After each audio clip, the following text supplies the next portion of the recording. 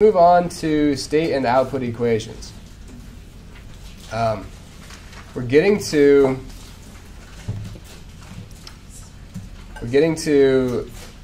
the linear algebra related stuff, but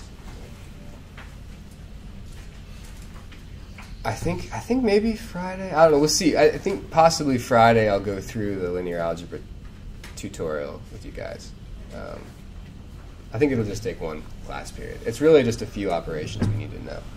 So, having an idea, an understanding of what this stuff represents is most important. So, state and output equations. The state equations are going to be the heart of what we're going to be creating with the linear graphs. We're going to be modeling some physical system.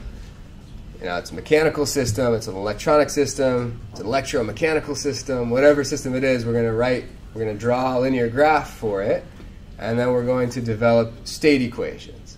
We're also going to develop output equations, but those are almost secondary importance for us. The state equations are the heart. They describe all the dynamics of the system. So, a state-determined system with state vector x of state variables can be described by the dynamical state equation dx dt equals. So before I even write the right-hand side of this equation, what have we done? We have taken a derivative of a vector, time derivative of a vector. Actually, of a vector-valued function, right? Because time derivative of a vector would be less interesting. Time derivative of a vector-valued function. What on earth is that? Doesn't that mean we're taking the derivative of each of the elements? Each of the elements. That is how the time derivative, or any derivative of a vector, is defined. You may or may not have seen that in vector calculus. That's the derivative of a vector. Anyways, it's really easy. All you do is take the derivative of each element in the vector. So, not too bad. It's the one way of defining it that isn't scary. So, it's element-wise. Just take the derivative of each element. Okay, that's equal to some function, some vector-valued function, believe it or not, of the state variable. The state variable vector valued function, the input vector valued function, and time. Okay, so let's sum vector valued function. I do say that below as well, but it's kind of startling to see a symbol you haven't seen defined yet. Where U is a vector of all system. Really, I've already done this abuse of language here. Vector, it's really a vector-valued function. Most of the time, the textbooks just gloss that part. So I've used that abuse of terminology there, and there we go. Of all system inputs, and F is a vector value function. So what it does is, this looks scary. What is this saying? It maps, this is a Cartesian product, right? What it's saying is it's mapping something from a vector in Rn, meaning a vector that has n values that came from x, a vector with r values, and a vector with one value, time, mapping that to Rn, which is a vector of n values. That's all that's saying. But it looks scary and a little bit intimidating, which is why we get paid the big bucks. I can say that a lot. It's a great little phrase. Why we get paid the big bucks. All right. It's because it scares everybody else away. So, yeah, that's really all it is. This is valid for any nonlinear time variant. So time variant system means that this parameters can change with time. So for instance, if your mass changed with respect to time, That would be a time variant system.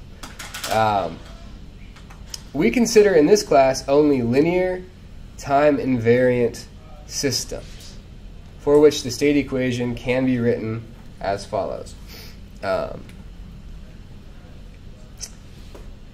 dx dt. So same left-hand side, right, as above, equals ax plus bu. Okay? Where A is an n by n matrix that relates the changes in the state variables to the state variables themselves, and B is an n by r matrix that relates the changes in state variables to the system inputs. So A is multiplying the x vector, our state variable vector valued function, right? U is our input vector valued function, so B times U is additive with A times X to give you the time rate of change of the state variables. This equation is like our bread, okay? This is bread. Output equations will be butter, okay? So the state equations are the bread. This is what we're going to be building for the next several weeks. This is what it's all about. This same equation. So, as you might notice, we're going to have to be okay with vectors, okay, vector valued functions, taking a time derivative of a vector valued function, multiplying a matrix and a vector valued function, which is just like multiplying a matrix and a vector, and finally adding to, so when you multiply an n by n matrix by an n by 1 vector, what do you get? So this is it, n by n multiplying an n by 1. What do you get out? N by 1. The middle dimensions go away and you get n by 1. B times U is going to be an n by r matrix multiplying an r by 1 vector. What do you get out? N by 1. We better get an n by 1 because you can't add two vectors together that aren't the same dimension. So that's good. So we have an n by 1. So we have to add two vectors together. Very confident we can do that. And then that's all we got. So that's really all of the linear algebra you need for this part of this class. And it's mostly, I don't even think we're going to get into eigenvalues. Maybe a little bit of eigenvalues, eigenvectors later. That's fun too. But I'll talk about that when we get there. All right. Whew. We feeling okay about this equation? Remember, it's our bread. So it's gluten-free, don't worry. Don't have to worry about it. And low carb. It's made of almond flour. Okay. It's spelt. Sprouted spelt. All right. So, output equations. Variables of interest are output variables. Let y be the vector of m output variables. So we might care about, for instance, what the voltage across a certain resistor is going to be. Okay? That might be something interesting to us. We might also care about the current going through a given inductor. Okay? Those might be the two variables that we care about. And if they are the two variables that we care about, those would be our two output variables. We would need to put them into our output vector. So that's y. And we could define this output equation for linear time invariant systems. So all of the systems in this class that we will consider are of the form y equals cx plus du. Okay? Technically, all these variables are functions of time. Y is a function of time, x is a function of time, u is a function of time, but I suppress that so that we don't get too overwhelmed with symbols. So this equation, so okay, up here, this equation is what kind of equation, broad class? It's a differential equation, right? First order differential equation. First order, and then it's either a vector differential equation, first order linear differential equation, or you could say it is a system of n first order linear ordinary differential equations that are coupled to each other. Oh, I think I see where you're going with this. Yeah, yeah. So there might be like little tingles of connections to things in your mind going off right now. So this is the one we're going to have to learn how to solve this differential equation, and we will go through that, how to solve it in general. But we'll focus on constructing it first, and then we'll worry about solving it later. Output equations are do you see any derivatives in there? No. Algebraic. Yeah, right? Like, there's nothing to do with it. It just is.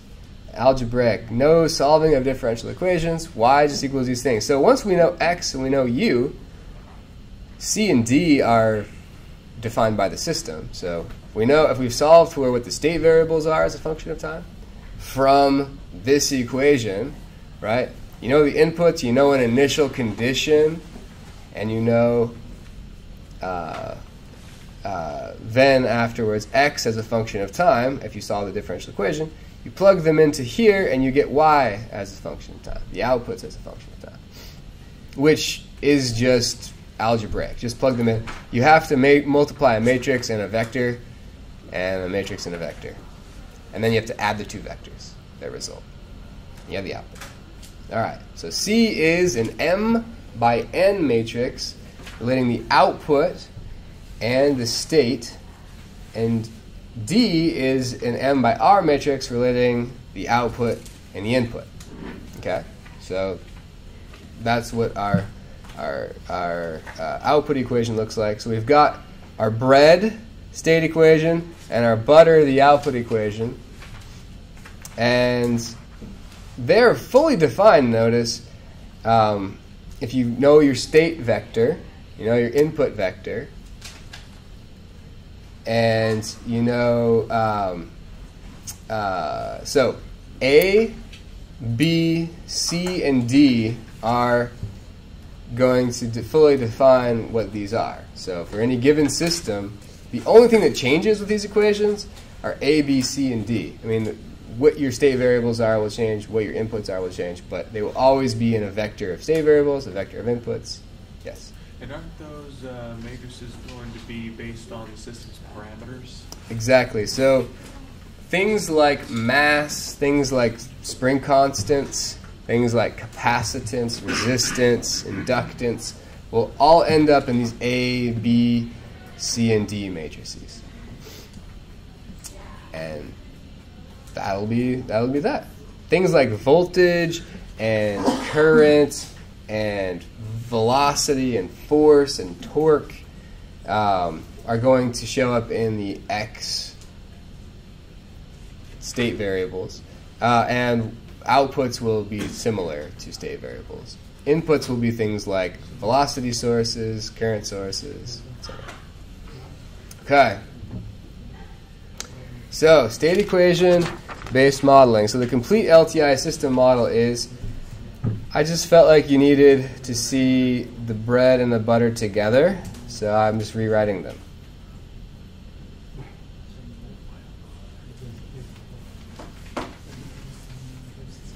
if there is one formula that you need to memorize in this class, it's this.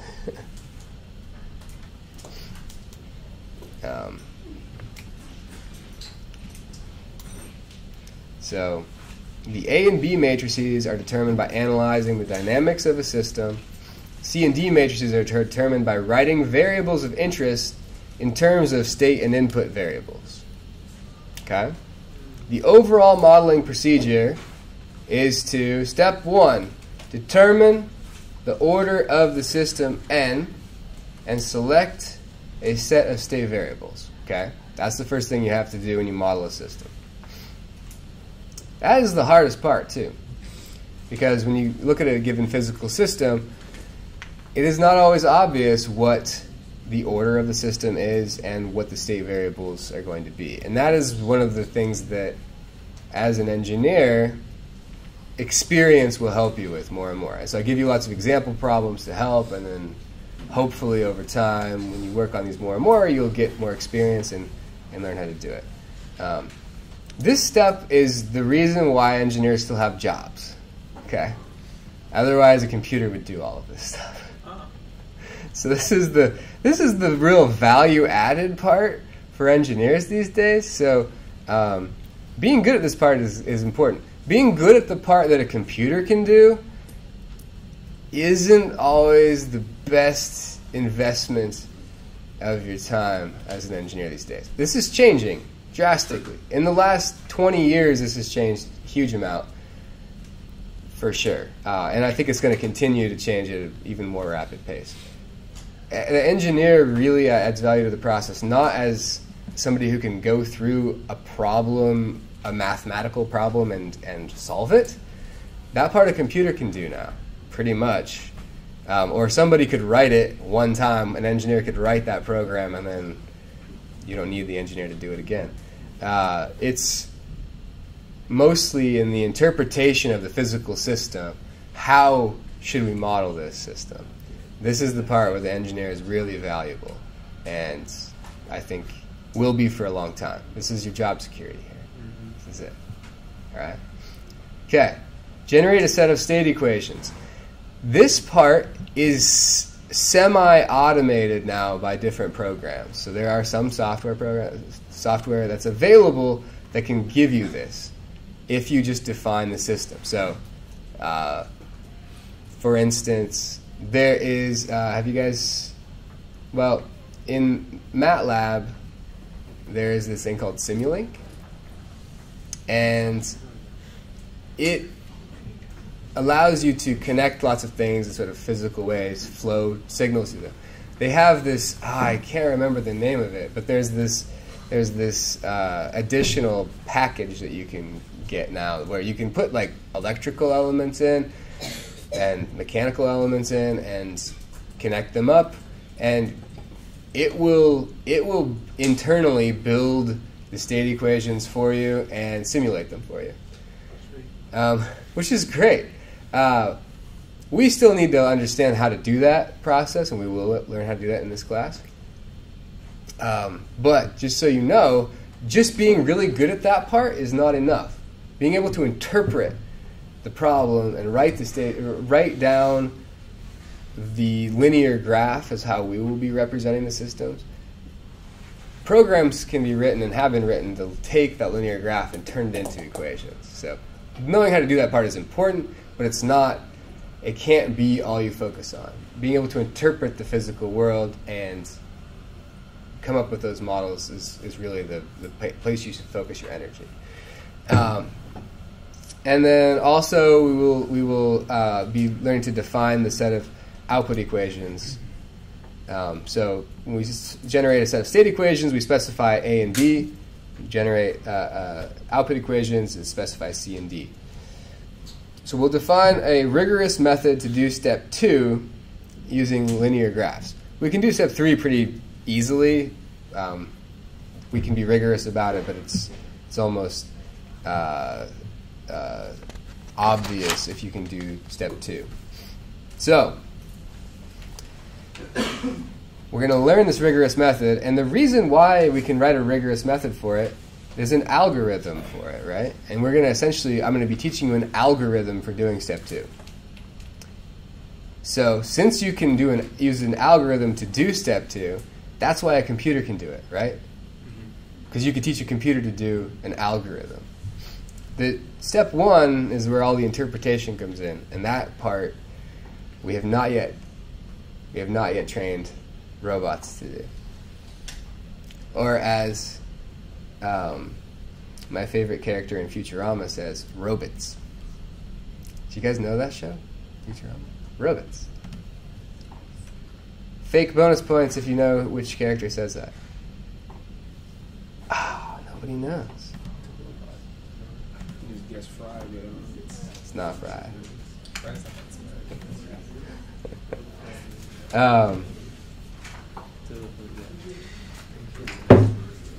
Okay. Do we have time?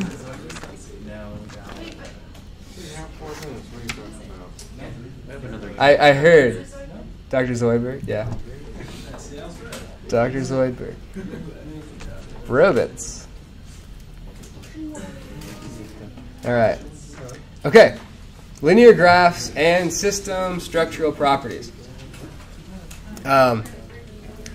So, definition. A system graph is an oriented linear graph of a system. So what we're going back to do now is we have this idea of a state-determined system that we just learned about. The state equation, bread, x dot or dx dt equals ax plus bu. And we've got our output equation, our butter, y equals cx plus du. And now we want to learn how to take a linear graph and create a state model. Okay, so that's the larger picture of what we're doing. Now let's descend into the linear graph and how to come up with structural properties and how we will end up generating these state equations is going to come out of this. So, all right, that's why we're doing it. So a system graph is an oriented linear graph. A connected graph is a system graph in which there exists a path via branches and nodes between all pairs of nodes. So this is a connected graph because you can go from any node to any other node in this graph, right? This, if you were to consider these to be one graph, this is a disconnected graph because there's no way to go from this node here to this node here, right? Can't do it. Disconnected. All right. So that's a little definition. Once again, this is graph theory, so we're just, doing some more graph theory, no big deal. Doing a little linear algebra, a little vector calculus, a little graph theory. Just doesn't bother us at all. We're good. So, this system normal tree is a device that we're going to use. So this is once again a graph theory thing. We're going to use it to help us construct our state equations. Okay, this is the first step that we'll take when we've got a linear graph and we want to construct the state equations from it. So, graph trees are subgraphs of the system graph. We will use a special type of graph tree called a normal tree to identify, one, the system primary and secondary variables. Okay, we'll talk a little bit more about that. The system order n, the state variables, and a set of independent compatibility and continuity equations. Okay, that is what we're going to use the normal tree to do. So in the following, we will consider a connected system graph with B branches, of which S are sources. Okay? There are 2B minus S unknown across and through variables. How did I come up with that number? 2B minus S unknown across and through variables. So each branch has associated with it and a cross variable and a through variable, right? So it could be voltage and current, it could be force and velocity. Each branch has an unknown a cross and through variable. So, well, the source ones we know, right? We know what the source specified variable is. So if it's an across variable source, we know the across variable. We don't know the through variable, we know the across variable. For a through variable source, we know the through variable, not the across variable. So 2b minus s is 2 variables, cross and through, per branch, minus the source, because we know the source specified variable. All right. Okay, so there are 2b minus s unknown across and through variables. So we need this many equations, right? We need 2b minus s equations to solve, right? Because algebra. All right. B minus s elemental equations are used. Okay, so we're going to write an elemental equation for each what we call passive branch, a branch that's not a source. We can write an elemental equation for it, right? So if it's a resistor, that's somebody's law. Ohm's law. If it's a mass, whose law is it? Newton. Which of his laws? Second law. Yeah. So we have an elemental equation for each branch that's not a source. Okay. So that's good. N is the number of nodes in the system graph. So the following rules we're going to go through next time must be respected when selecting branches for the normal tree. So we're gonna get in a little bit more depth next time. I'll also do some linear algebra next time because I feel like it might be time for that. Okay. Have a good day, and I'll see you in lab tomorrow for lots of good fun. Wheatstone bridges, right? Wheatstone bridges and more. Yeah. Yeah, he has